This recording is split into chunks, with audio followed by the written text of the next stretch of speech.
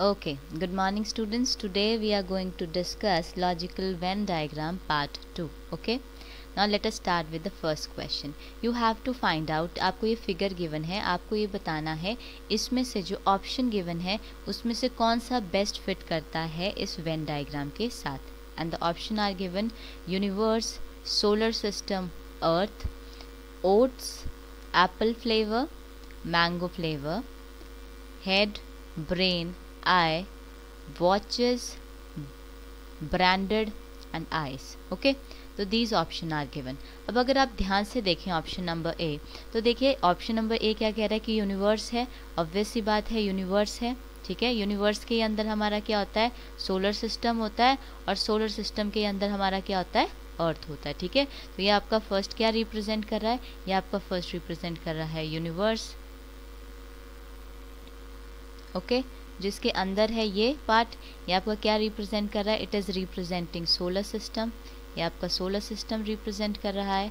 वैसे ही जो आपका इनर मोस्ट पार्ट है वो क्या रिप्रेजेंट कर रहा है आपका, दैट इज़ रिप्रेजेंटिंग अर्थ. तो यहाँ तो आपका ऑप्शन ए ही करेक्ट है. ठीक है, कि देखिए यूनिवर्स आपका वास्ट होता है. ठीक है, तो यूनिवर्स में आपका सोलर सिस्टम भी आता है और अर्थ भी जो होता है आपका सोलर सिस्टम का ही पार्ट है. So your option A is correct. Okay, now let us move to the next part. Now let us discuss question number 2.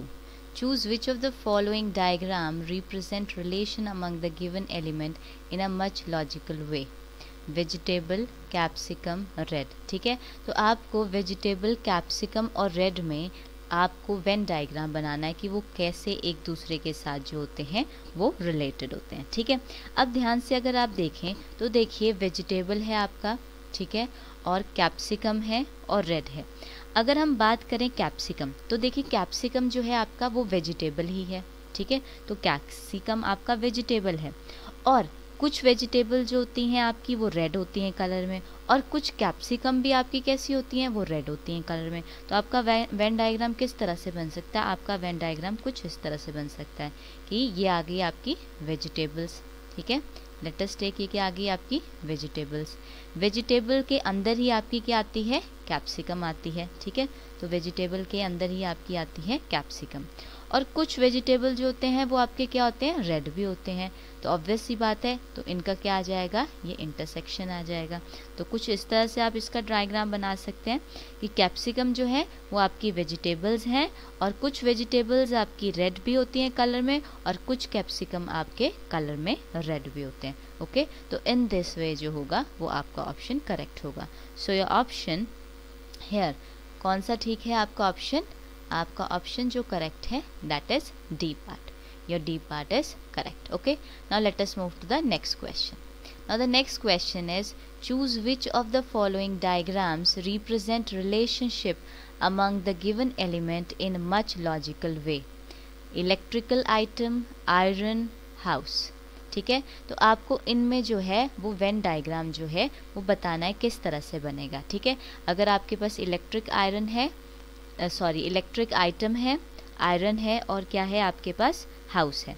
तो देखिए अगर हम ध्यान से देखें तो आयरन जो होता है, आयरन पार्ट होता है आपका इलेक्ट्रिकल अप्लायंस का ही पार्ट होता है. ठीक है, लेकिन जो यहाँ पर वर्ड है होम, वो आपका कहीं भी कनेक्टेड यहाँ पर नहीं है. तो ऑब्वियस सी बात है, हम कह सकते हैं कि इलेक्ट्रिकल आइटम में अगर we will consider this is electric item, तो इलेक्ट्रिक आइटम में आपका आयरन तो आ जाता है, बट हाउस जो है वो कहीं भी इन दोनों में से किसी का भी पार्ट नहीं है. तो हाउस को हम अलग से इस तरह से रिप्रेजेंट करेंगे. तो ये आ गया आपका house, and this is your electric item. ठीक है, तो इलेक्ट्रिक आइटम आपकी क्या हो सकती है, इट कैन बी आयरन. ठीक है, तो इस तरह से आप रिप्रेजेंट कर सकते हैं. तो ऐसा कौन सा वेन डायग्राम है जो आपका ये फिगर रिप्रेजेंट कर रहा है, इट इज़ D1. ठीक है, तो आपका डी वाला ऑप्शन जो है वो करेक्ट है. Okay, now let us move to the next question. Now the next question is, जो आपको वेन डायग्राम बनाना है वो किसके लिए बनाना है, TV channels, English channel and HBO के लिए. ठीक है, तो अगर आप ध्यान से देखें इन तीनों में क्या रिलेशन आपका बन सकता है. देखिए टीवी चैनल है, ठीक है, तो टीवी चैनल, और वो भी इंग्लिश टीवी चैनल हो, और HBO, तो तीनों आपस में ये रिलेटेड ही हैं कि अगर हम सबसे पहले ले लें टीवी चैनल, ठीक है, तो टीवी चैनल में ही आपका कौन सा चैनल आ जाता है, इंग्लिश चैनल आ जाता है। तो टीवी चैनल के ही अंदर हम क्या ड्रॉ कर देंगे, आपका इंग्लिश चैनल, ठीक है, तो इंग्लिश चैनल ड्रॉ कर दिया।